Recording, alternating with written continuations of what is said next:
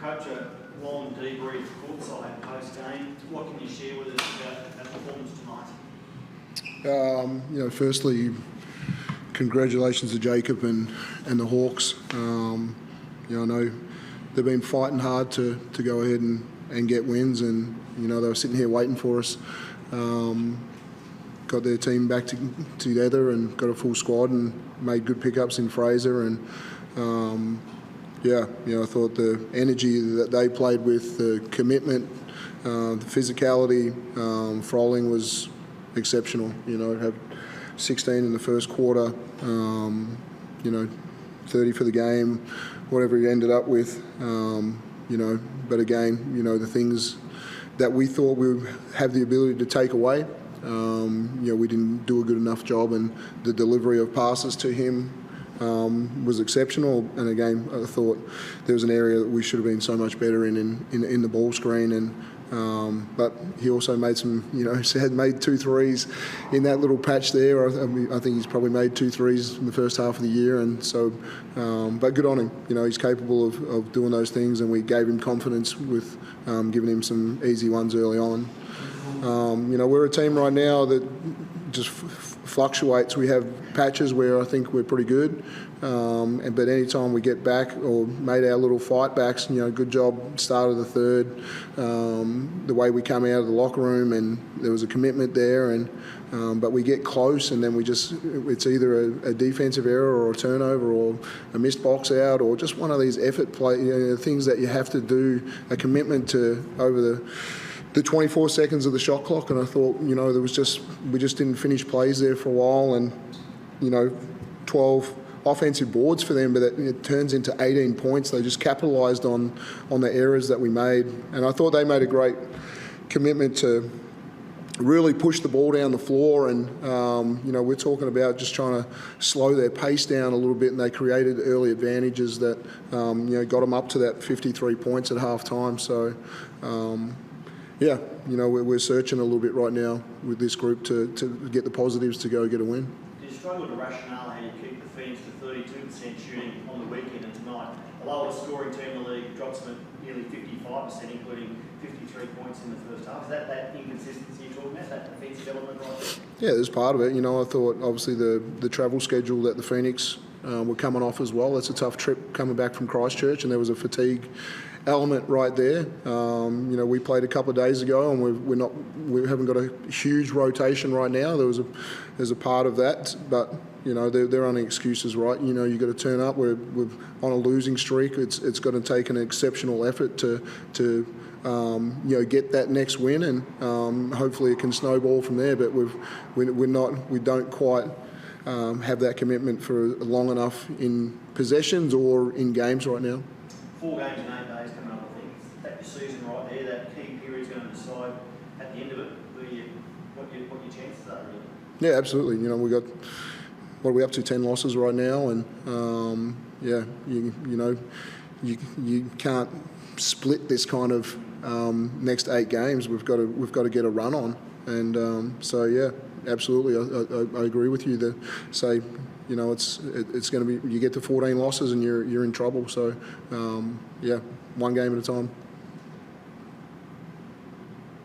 Just not your lot tonight, but what will you take from this today? Because as you mentioned, there's 4 games for you. That's going to be a struggle, especially with this schedule.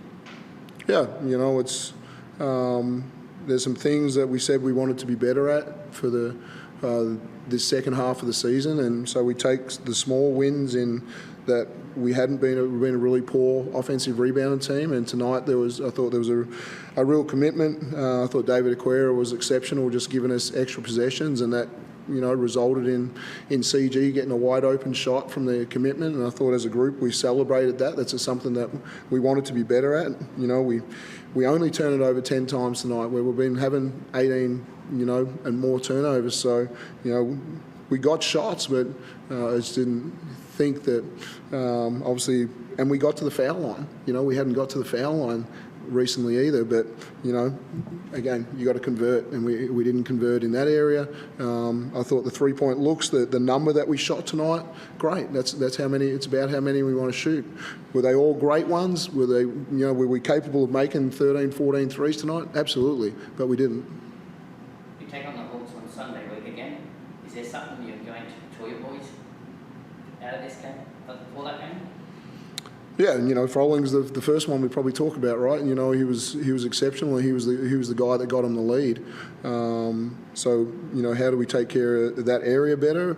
Our defense is tough, as in it's hard to play the style of defense that we ask, climbing into bodies, trying to be physical with them, and it's hard, and right now, we're not quite stepping up to the challenge of how we want to play defence the right way, and we're still allowing, some things that are too easy for our opponents. We do it for little periods, but the commitment to be on the body and to really, force people to an area is a challenge, and it has to be better.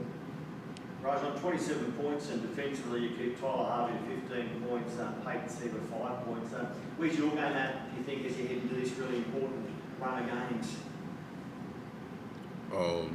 Just to keep playing consistent, do what we need to do to win games, do what Coach asked me to do, and go from there.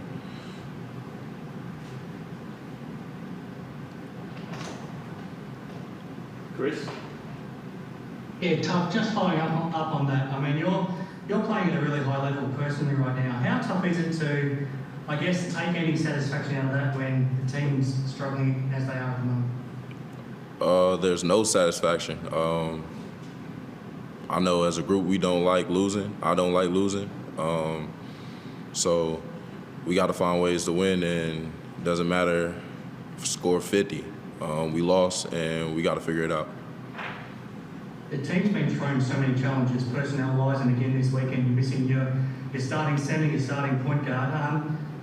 How can you turn this around, Tug? How do you see this being able to get turned around in the short term? We got to play with desperation, in my opinion. Got to play with some physicality. Starts with defense, and I feel like we have the offensive power. But yeah, it's just dialing in on the defensive side. I think that's how we get it done. And Dean, how different do things look with your group once you throw Ice and Shea back in there and hopefully try to bounce back starting on Saturday? Yeah, firstly on Tuck, there was something, coming out of the last game, he didn't have a 3-point attempt, and it's something that we've encouraged him to do, and it was pleasing to see, him come out and shoot the basketball with confidence tonight, something that we continue to need throughout the season. We know, Shea is one of the best defenders in the league, and so automatically when he's healthy enough to come back and compete, we know that's an area that we get better at. Isaac Humphries, coming off COVID, I'm not sure how he'll respond this week. There's still good symptoms there, with him, so we'll see if he's available or not, and then assess how many minutes we can get from him. Marcus has had a bit of foul trouble the last few games, so having an extra big body that can rebound and help us in that area, contest at the rim, we need that as well. So I don't think it's the magic formula to say those two are going to come back and we're going to win straight away, but they certainly help in a number of areas that we're struggling. Thanks, guys. Is there any clarity on Shea Ely? Yeah, the plan is for him to be in the Brisbane game. So he got a good workout at home today, and that was really, really positive. He was able to play some one-on-one and do some things. So again, he's got to get through some of our practices and be able to compete with that physicality to get ticked off to play. Probably only fitting, I invite you to make a comment on Chris Golding, 1,000 made threes, only the 11th man to achieve that since the NBL started in '79. It's been 11 years since Matt Campbell did it. A rare achievement and a decorated list. Over to you. Yeah, for sure. I'm not sure where he ranked in the 40-minute era. I think he's pretty high in the 40-minute era. So he's up there with Andrew Gaze, Leonard Copeland, Shane Hill. I'm sure Brett Maher's in that list. But there's some absolutely amazing players, both in the NBL but internationally for Australia that have had absolutely exceptional careers. And seeing Chris, as these guys do, work every day at his craft, and the degree of difficulty that he makes his own workouts, and the perfection that he demands from himself to walk out of the gym and feel happy on a day-to-day basis, he absolutely deserves to be in that list, and be an incredible captain and an unbelievable guy to coach. Yeah, definitely. Just quickly, it's pretty clearly first in 40-minute era, Dan. There you go.